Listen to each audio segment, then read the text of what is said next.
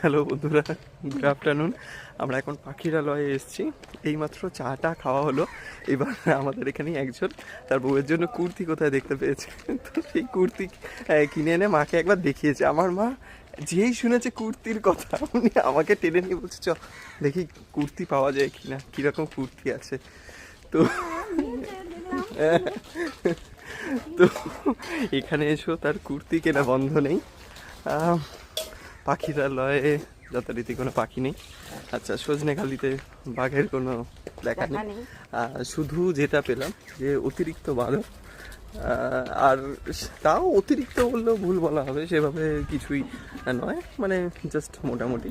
এখান থেকে সেভাবে কিছু কেনাও হয়নি। আমি একটা ওই কী বললো আমার কী গাছ, ও গড়ান গাছের একটা বাটি আর একটা ওই স্পুন নিলাম, ব্যাস এইটুকুই।